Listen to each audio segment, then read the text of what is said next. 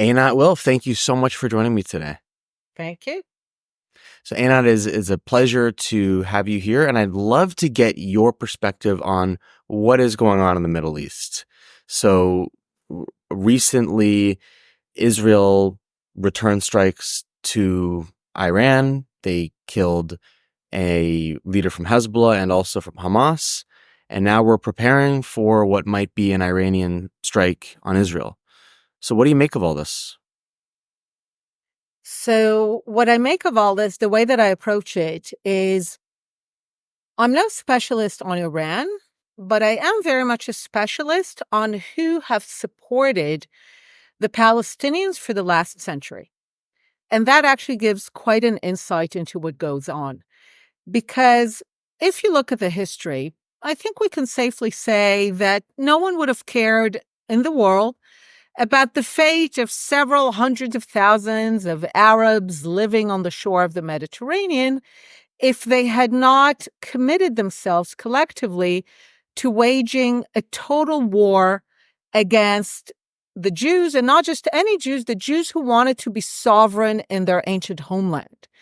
So the fact that those Arabs were waging this total war initially to prevent and ultimately to try to undo a sovereign Jewish state made them incredibly valuable for every anti-Semitic, anti-Zionist power for the last century. So in the 30s and 40s, the Arabs of the land, still not called Palestinians at this point, enjoy a very fruitful collaboration with the Nazis. You know, now people are trying to pretend that Hitler and the Mufti only had lunch. But it was a full, complete collaboration, cooperation with the same ideas, with the same goals, pretty much prevented from achieving them by Montgomery's victory in El Alamein. And when the Nazis are defeated, they are ultimately replaced by the Pan-Arabists. And for about 2 decades in the 40s, 50s, and 60s, the Pan-Arabists turn increasingly what are called the Palestinians into almost this secular theology of Arab identity. And then when the Pan-Arabists are soundly defeated, they are replaced by the Soviet Union. And the Soviet Union really takes Palestinianism. I mean, the Soviet Union had a big role in creating Palestinianism as an ideology and an identity, but it really takes it global, inserting it into global institutions with resolutions like Zionism is racism. And a lot of the ideas we see explode in academia were conceived and hatched and developed in the Soviet Union in the 60s. And then the Soviet Union is defeated and the Cold War ends. And ultimately, after a lull, Iran becomes the main defender of Palestinianism in the global arena. Now, the good news in all of this is that I can say, looking at history, with a fairly high level of certainty, that the Ayatollah regime will find itself in the same defeated dustbin of history as the Nazis, the Pan-Arabists, and the Soviets. And it's not some mythical issue. The reason is that societies that become obsessed with the collective Jew, they tend to spin out of control. René Girard, the writer, the thinker, he said that societies in crisis ask 2 questions: what to do and who to blame. And ultimately, societies that ask what to do emerge from the crisis because they focus on how to get out of the crisis through action. And societies that focus on who to blame ultimately unravel because they just go deeper and deeper into finding scapegoats. And that's the reason that I can say with a fairly high level of certainty, looking at the Nazis, the Pan-Arabists, and the Soviets, that the Mullah regime in Iran will find itself in the same category. So that's the good news. The bad news is that on the way to being defeated, on the way to the dustbin of history, those regimes have created global mayhem and a lot of damage to the Jews.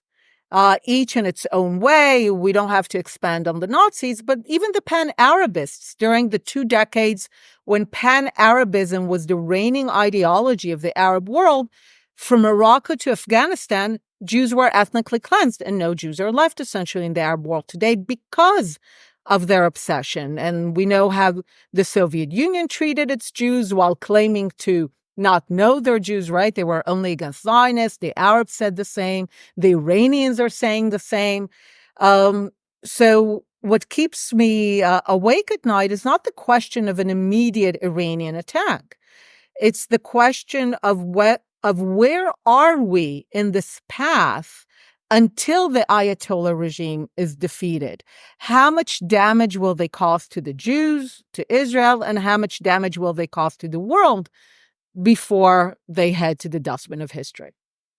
And what's the best way for Israel and the United States to deal with Iran? For the last months, years, we've really tried to avoid an all-out war with Iran because it could be really destructive.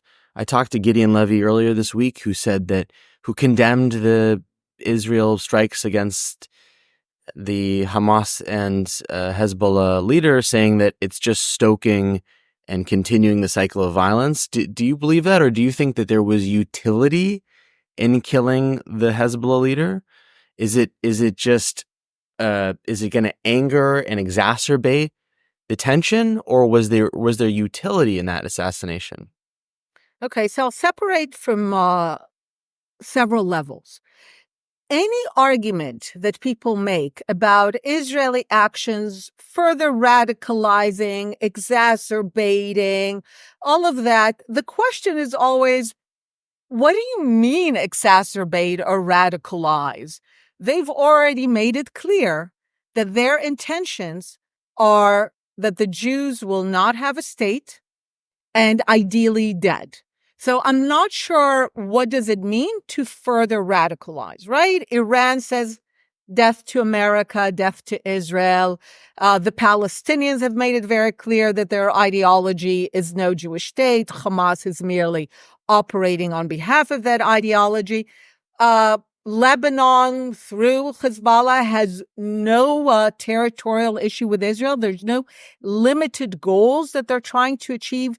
So Iran, Lebanon through Hezbollah, the Palestinians through Hamas, they're not trying to achieve limited goals that can be negotiated and agreed with anything that is not the disappearance and suicide of Israel. So that's in terms of the broader issue. I do think historically that the Israeli policy of decapitating, killing, assassinating various terrorists, I think other than the satisfaction that these people have met their just fate sooner rather than later, I do question, because the problem is not those individuals. The problem is the ideology. And that's why I go back to the ideology. The problem is that the Palestinian ideology, the ethos, as I went for the last century, is no sovereignty for the Jewish people. And if possible, dead too. That's the Iranian ideology. That's the Lebanese through Hezbollah ideology. So if we replace the people who are seeking to carry out that ideology, we have done nothing to defeat the ideology. We're just killing people. So now we go back to the question, okay, once we understand that we're facing a total ideology, and by the way, I mean, I look at it from the Jewish and Israeli perspective, but one of the things that we need to understand, generally societies that have adopted anti-Jewish, anti-Israel positions have also viewed it as low-hanging fruit against Israel, right? Iran is the clearest example, death to Israel, death to America. They always say it together. Now, as fate would have it, several weeks before October 7th, I just finished reading an excellent book on appeasement by Tim Bovary. And today we kind of just look at poor Chamberlain as appeasement. But what Tim Bovary shows very well in his book is that the entire big chunk of British society very much wanted appeasement. And a lot of people forget that appeasement in its day was considered a good word. So when British politicians offered their people appeasement, people thought it's a good thing because it meant that there will not be another great war, another world war. They wanted their politicians to pursue appeasement. They thought it was a good thing. And Churchill was just some cranky guy who was not wanting peace. Now, the new word for appeasement is de-escalation. Obviously, appeasement as a word became discredited once its consequences became known. And now the new word is de-escalation. And again, we see politicians, American politicians, Western politicians saying, we're pursuing de-escalation. You need to de-escalate. And everyone thinks it's positive. It has the same positive resonance that appeasement had in the 30s. But with the same consequences, because you're facing a total ideology. You're facing an ideology that is not looking for negotiable outcomes. So the only question at the end of the day is how to best defeat this ideology. And it might ultimately have to be by war. You know, the Nazis, the Pan-Arabists were defeated in a hot war. The Soviets were defeated in a cold war. The Iranians might need to be defeated in a combination of a cold and hot war. But right now, what we're saying is neither. We're saying, actually, like you said, you use the word avoid. That's the operable word. They're trying to avoid, especially American and Western foreign policy, they're trying to avoid dealing with the Iranian ideology and with the Iranian Mullah regime. And as I said, my question is, how much global mayhem and damage to the Jewish people will the Iranians exercise before they are finally defeated? And my question, let's say I agree with nearly everything that you have said about the crux of the issue being the Iranian ideology. If that is true, is it really deterring the ideology when the IDF assassinates one of their leaders, or does it just stoke the flames of their ideology? So the ideology is not stoked. It's already, if you can use the word, it's stoked. It's already the ideology. Does it enrage the conflict? Does it prompt Iran to then launch missiles at Israel and continue this cycle? No, I mean, the Iranians are much. for example, we don't get along with the North Korean ideology, right? We don't agree with their ideology, not at all. Mhm. But we're not going to attack them. So we have to live in this world with people that we don't agree with, whose ideologies we don't agree with. Why, sorry if this is a silly analogy, but why is it that we have to be aggressive towards Iran and not North Korea? So Iran is much more in a category. North Korea, as far as doesn't directly right now, I think, engage in threats to America. North Korea, again, not my specialty, but it's much more a way for China to engage in various acts and then argue for deniability.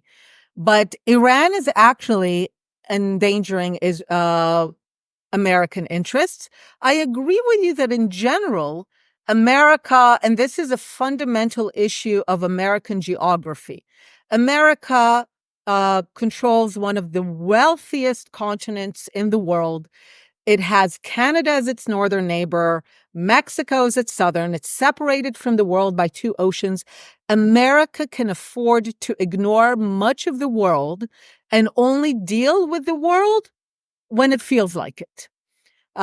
If the Japanese had not been stupid enough to attack Pearl Harbor in 1941, who knows when America would have joined World War II, maybe like it did in World War I at the last few months rather than in the middle. So America, I agree with you, is in a geographical and economic and physical position where it could afford to ignore much of the world.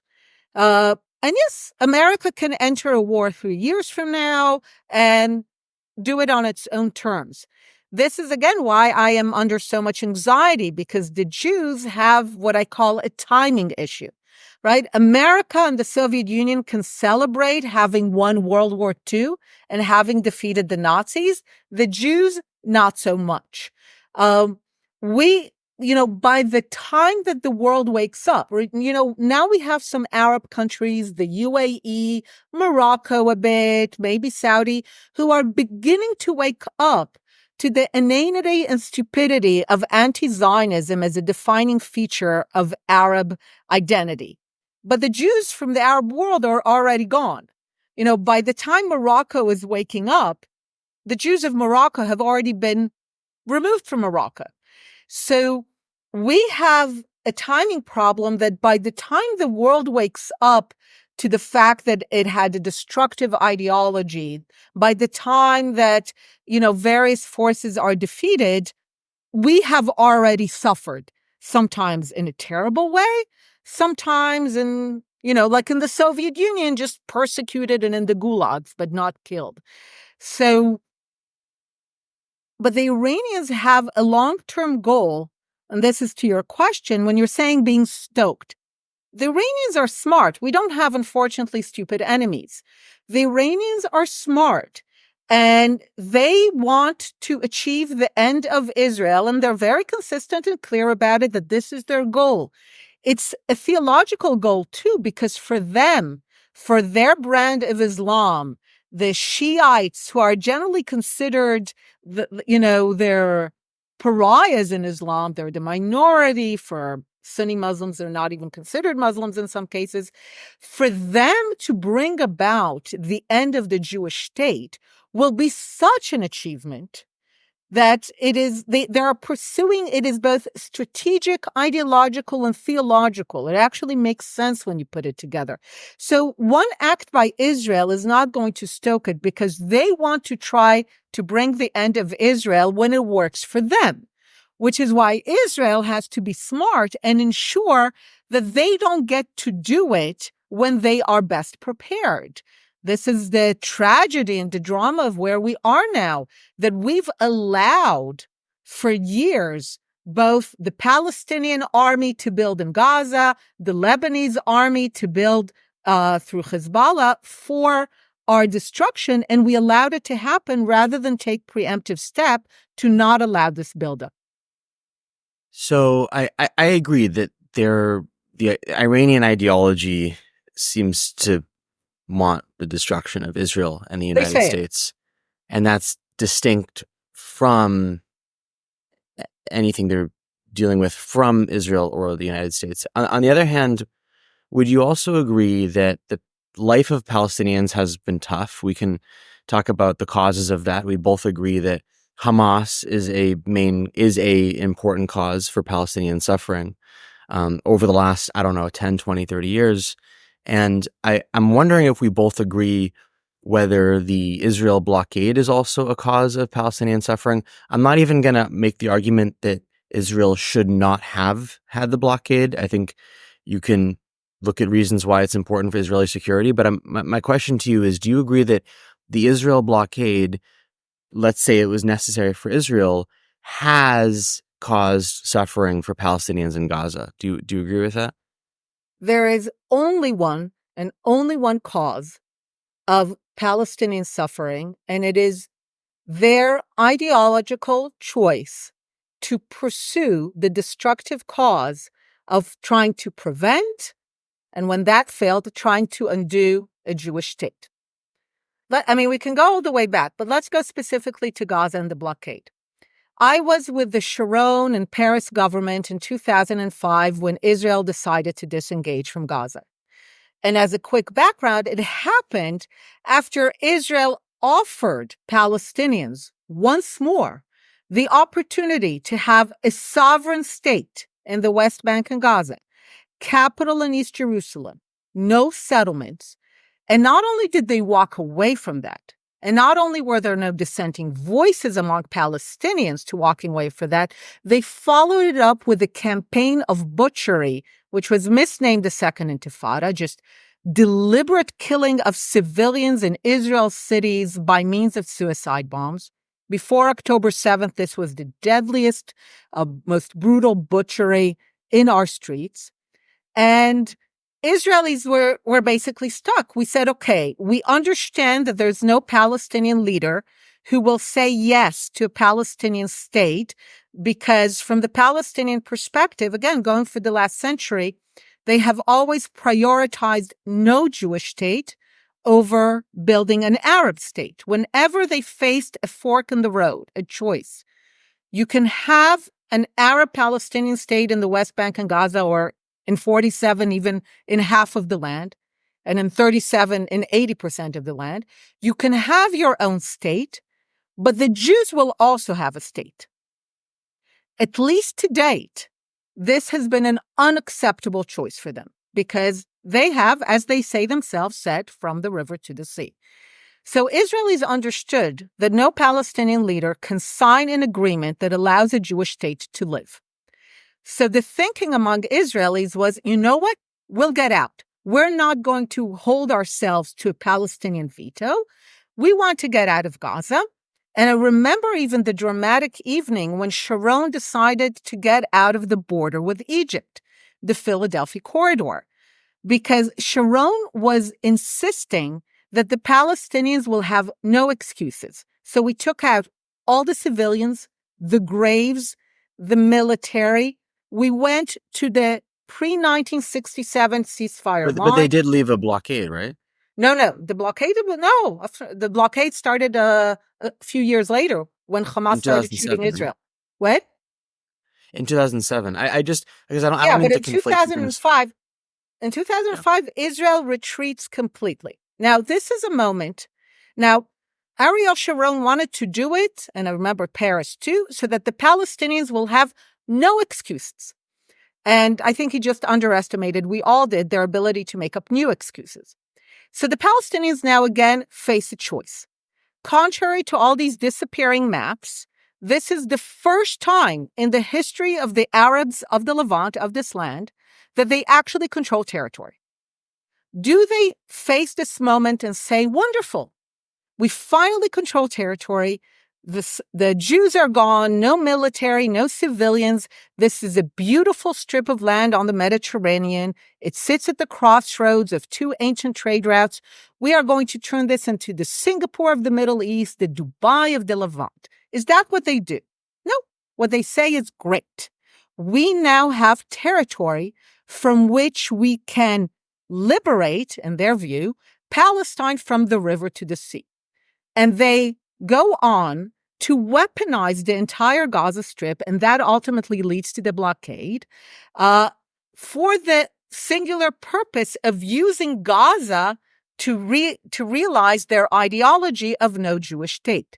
So that has always ever been the only cause of the Arab suffering in the land. They could have chosen at any moment in the 20s, in the 30s, in the 40s, and to the present, to live next to a Jewish state. But they have always decided that it's more important for them to destroy the Jewish state rather than to build something for themselves. Is it also true, not to negate anything that you've said, but is it also true that so first of all, is the UN, is the OCHA a reliable source? The United Nations Office for Coordination of Humanitarian Affairs. Their claim about the blockade is that the Gazans were locked in, unable to access the outside world, limited medical treatment. And this isn't really disputing anything you just said. It's just a follow-up question to try to figure out how we have two completely different narratives, like not you and me, but pro-Israelis and pro-Palestinians. There's two lines of history that don't seem to intersect, and I'm trying to find the intersection. So on what I've heard from pro-Palestinians is that the blockade has blocked medical treatment. It has limited ability to get higher education, to family and social life. Since 2007, there have been longstanding access restrictions imposed by Israeli authorities, which have undermined Gaza's economy directly, not indirectly through Hamas. And that has been one of the causes of high unemployment, food insecurity, air dependency, restriction on entry of goods considered by Israeli authorities as dual-use systems, perhaps for security, but still, it's imposing on citizens, citing security concerns, which continue to undermine the quality of basic services. So, I mean, how do I hear what you're saying, that in your view, Israel is dealing with a tough situation, but I don't think it is conceding anything for you to say also that, in imposing these security measures, you could say it unfortunately really harmed the Gazan economy, right? So let's go. First of all, the key element here is the border with Egypt. Like I said, this was a dramatic choice for Israel to basically leave the border. Sometimes I call the border with Egypt the disappearing border, because if you look at the geography of Gaza, everyone focuses on the border with Israel, but Mhm. never on the border with Egypt. We now know, first of all, we know for years, Gazans left, went abroad, came through the border with Egypt, but we now know that both above ground and underground, the entire Gaza Strip was heavily supplied, both with weaponry and other material, through the border with Egypt. So again, the issue is not Israel. The issue is the Palestinian choice to prioritize using Gaza as literally a weaponized landscape and launch pad from which to, in their words, liberate Palestine, rather than focus their considerable energies in order to build Gaza into the Dubai of the Levant. This is a choice. This is a priority. What I think after October 7th, I've always said that, but after October 7th, I think we need to put to rest any notion of the Palestinians as a charity basket case, a people who are suffering for no reason by Israeli evil. If we saw anything on October 7th, is that it required years of investment in building the infrastructure, the tunnels, in bringing in the weapons, massive financial investment, economic planning, discipline, strategy. The Palestinians are not an incapable people. They're only a people with terrible priorities who have always prioritized no Jewish state.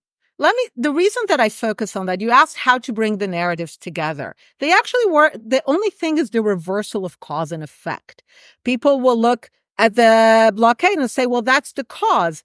No, actually, that's the effect of the Palestinian choice to use Gaza as a launch pad rather than a building operation. Well, but after so many cause and effects, it's kind of, if you have a series of 32 events, cause, effect, then every effect is a cause, right? No. So there's only one cause. The only one real cause is the Arab-Palestinian choice to devote themselves entirely to prevent a Jewish state. Now, one of the quotes that I like to use the most is when I started my research for the book, The War of Return, when I began to ask why did the Palestinians not take the opportunity to have a state, why they followed it up with violence, why there were no dissenting voices, right? I come from the left. I wanted to divide the land for peace. And when that didn't work repeatedly, I began to ask questions. And one of the things, again, I realized it was hiding in plain sight, is that Palestinians always told us that this is what they want. And I came across a remarkable quote by Ernst Bevin, the British foreign minister after World War II. If you know anything about Bevin, he was no friend to the Jewish people, certainly not to their desire to achieve sovereignty. And he goes to the British Parliament in February of 1947. And why do I love this date? Because in February of 1947, there's no blockade, there's no settlements, there's no Bibi Netanyahu, there's no occupation. So all the things that we are told are the causes of the Palestinian terrorism, violence, or suffering don't exist yet. So he goes on to the British Parliament to explain why Britain failed to fulfill the mandate that it was unanimously given by the League of Nations to help the Jews achieve sovereignty. It did not fail the Arabs. It created Jordan. It created Iraq. France helped create Syria and Lebanon, but it failed the Jews. So he needs to explain why. This is why they're sending the question back to the heir of the League of Nations, the United Nations. And he says the following: His Majesty's government is thus faced with an irreconcilable conflict. Now, he calls it irreconcilable in February of 1947. Again, no settlements, no Netanyahu, no blockade. Why? He goes on to say, he called what irreconcilable? He calls the conflict between the Jews and Arabs in the land irreconcilable. He says the reason we cannot fulfill our mandate is because in this land, the Jews and Arabs are engaged in an irreconcilable conflict. And he goes on to explain.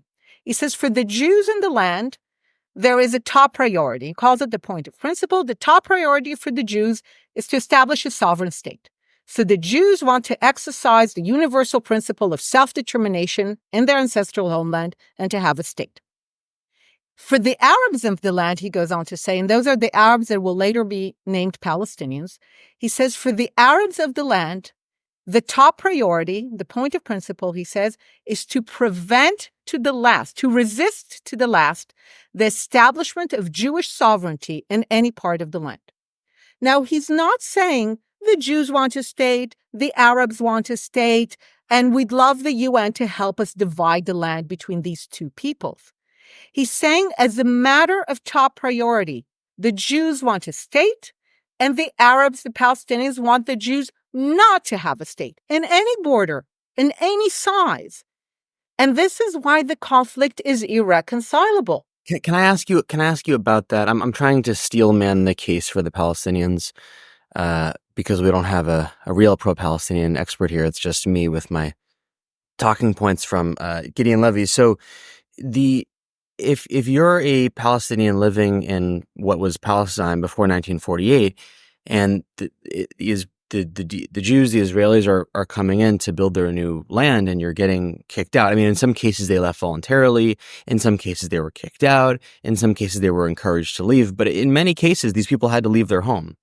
Not in February 47. Why would you want to do that? Like, why would they willingly, like, the Jews have a right to a homeland, and there were people living there who don't want to give up their homeland. So I can understand why someone would be resistant to new people coming in and taking their land. Okay, so first of all, in February 47, no one is removed. That again shows you that's why the date is so important. In February 47, everyone is living. Had the Arabs of the land, at this point they have not yet assumed the name Palestinians, had the Arabs of the land accepted partition, had they not, in their words, in their declared words, had they not thought that it's more important to prevent a Jewish state than to build their own, we would have now been living, celebrating 76 years of an Arab state living next to a Jewish state and no one living their home. So the conflict, this is why this date is so great. It's February 47.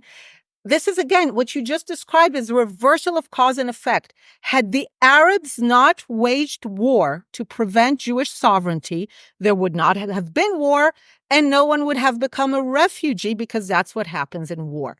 So let's say you go back and you say, but they didn't want the Jews to have sovereignty because the Jews came. And so first of all, if you look at the data in the 20s and 30s, a lot of Arabs also came in the 20s and 30s. One of my favorite issues and posts have written a lot about it.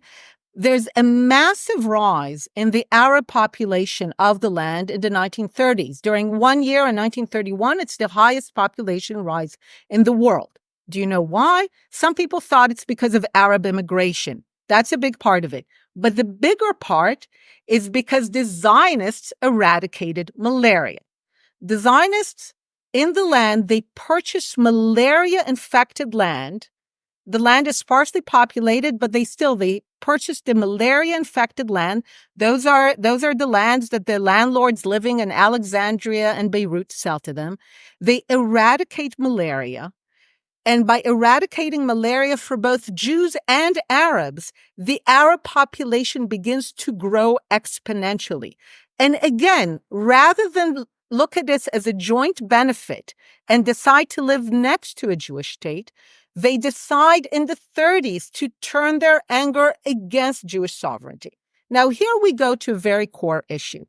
A lot of people say, okay, they listen to the Bevan quote and they're like, okay, but why were they so opposed to a Jewish state, right? There's no blockade, no BB, no settlements, no occupation. No one was removed from their home.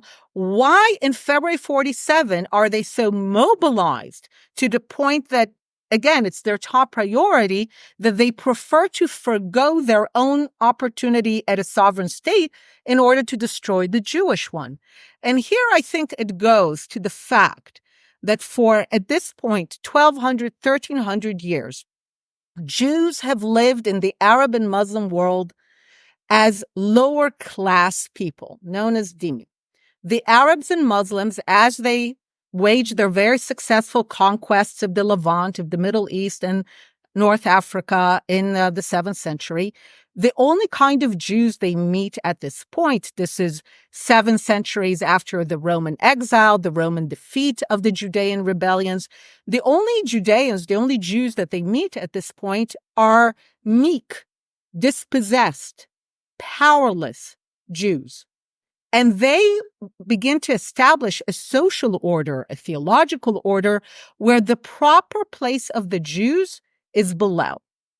Now, imagine that for 1,300, 1,400 years, you believe that the world as it should be is a world where the Jews are your inferiors. Sometimes I like to give it 2 good examples. There were a lot of things that marked out the Jews as inferior, but my 2 favorite is that the Jews could not ride horses. Horses were a mark of dignity. They could only ride donkeys, and they could not carry arms. Now, what do you see sometimes in the early Zionist images? You know, the Jews in the land, working the land. What are they doing? They're riding horses and they carry arms, right? They want to defend themselves by themselves. Imagine the civilizational shock to a culture that has only ever been able to accept Jews as their inferiors. Imagine the civilizational shock when those Jews, in the name of the ideology of self-determination, are claiming to be both the individual and collective equals of the Arabs. The response to that, and it's not just in the Jewish case, the response to people who have been considered inferior, demanding equality, has always been violence. And that's what we're seeing.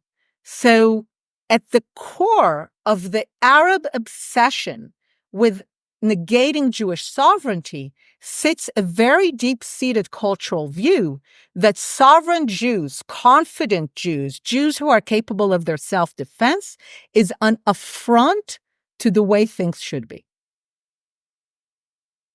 Got it. And I want to come back to this notion of cause and effect. The Arab states were opposed to the establishment of a Jewish Israeli state. And you could make the claim from a rational perspective, it's because in the case of the Palestinians, they didn't want to leave their home. Why would they? But they didn't need to. I'm sorry to insist on it. Oh. If they had said yes to a Jewish state, everyone would have been living at home, and there would have been an Arab state next to a Jewish state. It's really, really important to get that right. The only reason that Arabs and Jews, by the way, became refugees in that land is the Arabs waged an entirely unnecessary war because they, in their own words, they can be quoted, said, we will not allow the shame of a Jewish state to come into being. Do you think part of that was their fear of Zionism? Benny Morris wrote about the idea that within Zionism was a component of expulsion, whether maybe it's a microscopic component or a big component, I don't know. But I believe what historian Benny Morris said is that there is some component of Zionism which does unfortunately require some level of expulsion. Is that true? And do you think that would cause their fear of Zionism? So first, it's not true in the sense, sometimes people look at the partition map and they say, well, for Israel to be established, it had to expel the Arabs. That's not true. At the moment of partition, there are hundreds of thousands of Jews waiting in camps in Europe and Cyprus. By the way, the reason they're in these camps is because Arab violence closed the gate to the embryonic Jewish state in the 30s, all the way until Israel is established. The Arabs, Palestinians like to present themselves as like some victims, secondary victims of the Holocaust. They're actually collaborators in it, not just because of their collaboration with the Nazis. The Jewish state, and this was Herzl's vision, the Jewish state was supposed to be established in the 20s and the 30s. Not so that never again. Never again was not the motto of Zionism. Never at all was the motto of Zionism to the extent. The idea was that the Jews have the right to self-determination, like all nations, to be masters of their fate. And the only nation, the only land to which the Jews were ever connected was the land of Israel. As a people, they make sense nowhere else. But Arabs, again, rose in violence in the 30s already to prevent Jewish sovereignty, and with tragic success, because they were able to get the British to betray the trust that they received from the League of Nations and to close the gates to the Jewish state. Imagine if the Jewish state existed in the 30s as it was supposed to be. Hundreds of thousands, if not millions of Jews could have been saved. So not only are there fewer Jews as a result of Arab violence, those Jews are prevented entry until Israel is established. So a Jewish state, no one would have had to leave. The Jewish state would have enjoyed a majority because of all the Jews that were waiting to enter the Jewish state once Israel would declare independence. Now, in terms of one of the things that I'm very specific and focused on is that I don't put words into Arabs' mouth. I listen to what they say. I've invented a word for it. It's called west-plaining. It's because Arabs often say very clearly their intentions from the river to the sea and all that. Westerners try to find reasons for that would fit into their worldview. But it's merely west-plaining. So I give Arabs and Palestinians the respect of taking them at their words and accepting their values and their priorities. And the Arabs in the 40s make it very clear that they are going to war, not because they're afraid by displacement, because even by your logic, if this was a concern, then they should have just said yes to partition. No one would have moved. No, they go to war with this specific declaration. They say it. They tell the Jews on the eve of the partition vote in the UN, you might get your vote passed through. Arabs, of course, opposed any kind of partition because they were opposed to a Jewish state. We will not, you might get the vote through, but know that even if you get the vote, even if the UN General Assembly votes for a Jewish and Arab state, we will oppose it by force because they say we cannot accept the shame. So they use the words of shame and honor, which really relates to the fact that for 1,300 years, the notion of Arab honor rested also on the notion of Jewish inferiority.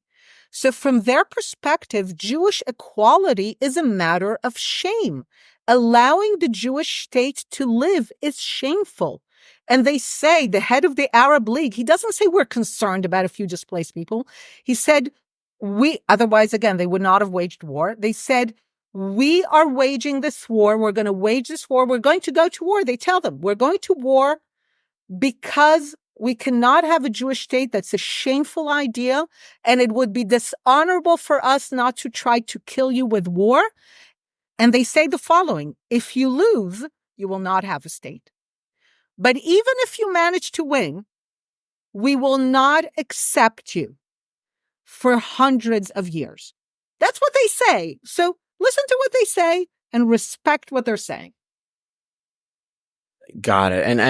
And I want to come back to my question about cause and effect, because if I agree with everything you've said about Israeli response to Arab aggression or Israel taking security measures that it needs for their survival, at some point, if you have a series of 75 years of cause effect, it's like where's the root cause? Or what? Sorry, there's only one cause. But if a new generation is born 10 years ago and all they've seen is the harm inflicted on them, what I'm saying is that I think at some point, if you're born 20 years ago and now you're 20 years old, what you remember is the last 20 years.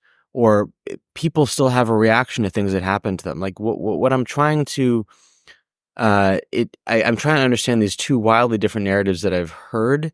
And one explanation I can think of is that if you're living in, here's my final question. So I read some UN reports on this. So if you're living in Gaza in 2007, the second half of 2007, that's when the blockade begins. And you would say that Israel, of course, had to do that. And I'm not here to dispute that. My question is, when the second half of 2007 began, the trucks of food and supplies and everything entering Gaza after that And since then, dramatically decreased. And you would say, well, they still were able to build weapons, obviously, in tunnels and all these things. And that's true. That's true.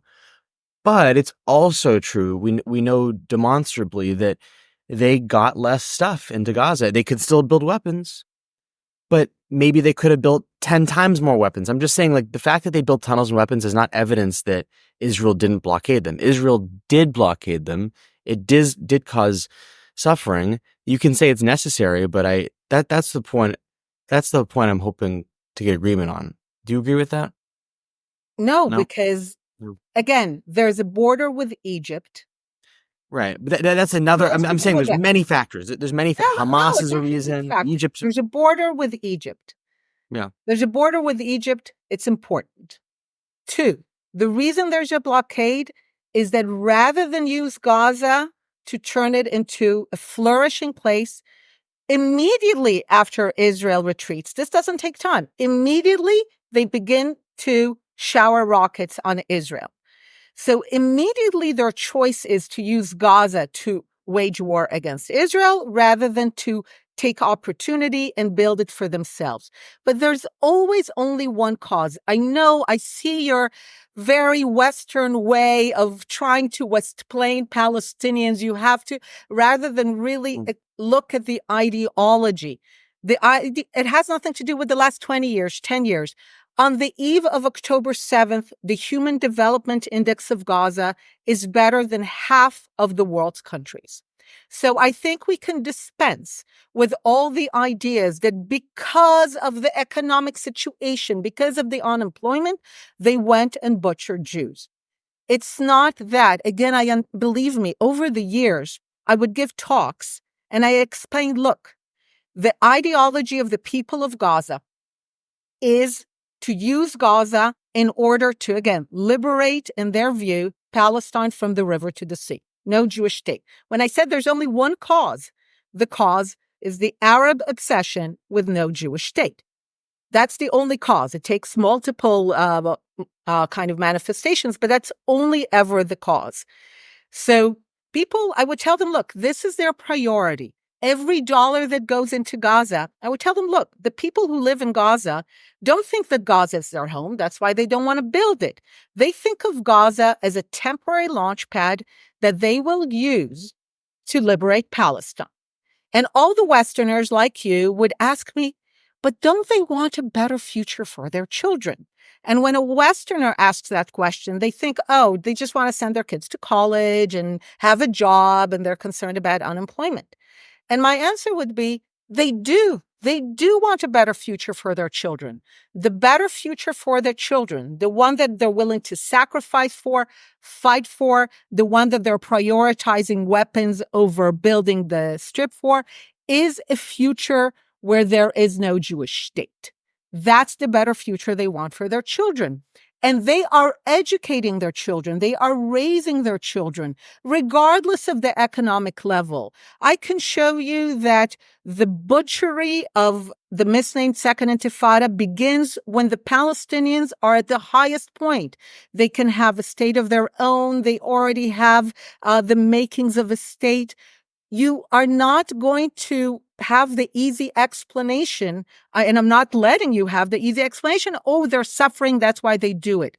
I want you to treat Palestinians as agents of history.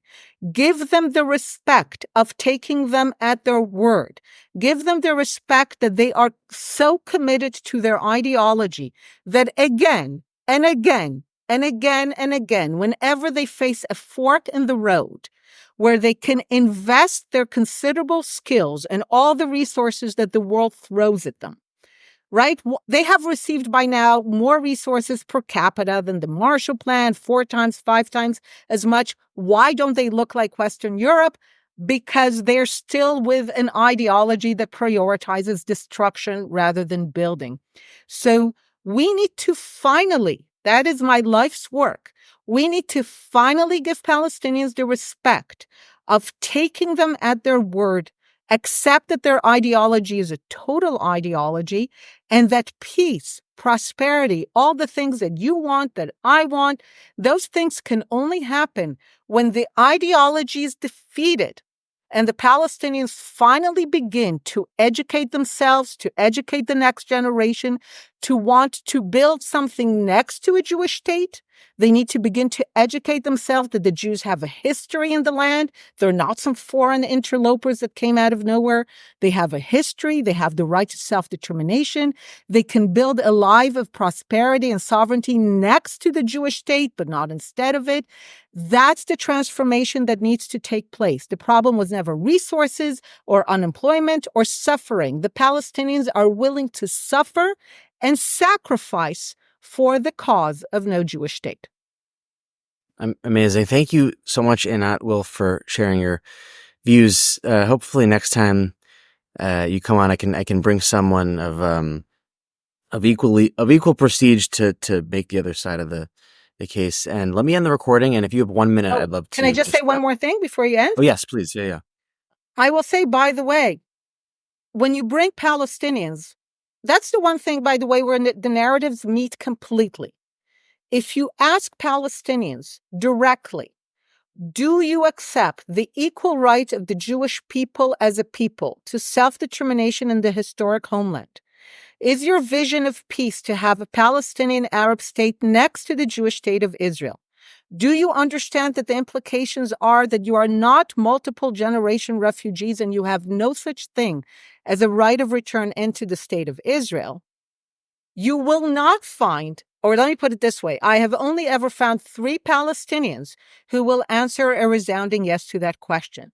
So what I found over the years is that there's no clashing narratives. If you ask the question precisely, Palestinians will make it clear that at the foundation of everything is their complete and total opposition to a sovereign Jewish state in any borders. Interesting. I wasn't aware of that. And maybe I'll test that out. They do not lie on that. They're very consistent. They do not lie.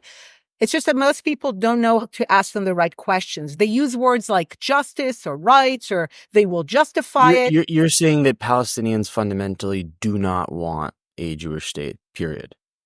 Yes. More than that, I say that this is the core of their identity and their ideology. There is no Palestinian identity that is not about the negation of a sovereign Jewish state. Well, I mean, no, prior to 48, the area was called Palestine. Golda Meir had a Palestinian passport. The area was known as Palestine, right? Yeah, but no one went by the identity of the people. Okay, but yeah, you call them Arabs, Palestinians, but I think when people I'm very specific about my words. The Palestinian identity of a people. You know, when Golda said that, my passport said Palestine, the Jews did not think of themselves as Palestinians. They thought of themselves always as Jews. And the Arabs of the land only in the 60s begin to call themselves as a people Palestinian. But at the core of that identity, what brings them together, what binds them together, is the ideology that their top priority is to ensure that there's no Jewish state. It's manifested in ideas like a right of return, which again, it's not a right and it's not a return.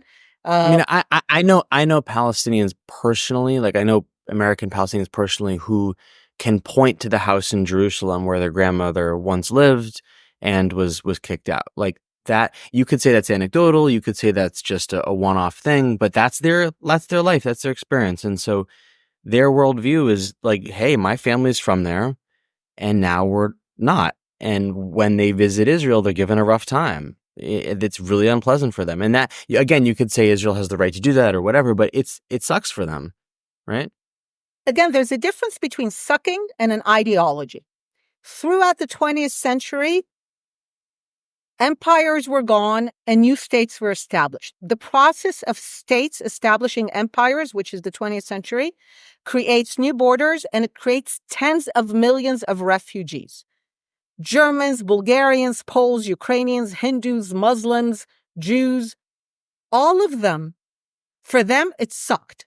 Yes, they lost their homes. They can talk about it. But all of them got the message that said, this is the world. These are the new borders. No one's going back. It's tough. It's tragic. And you move on.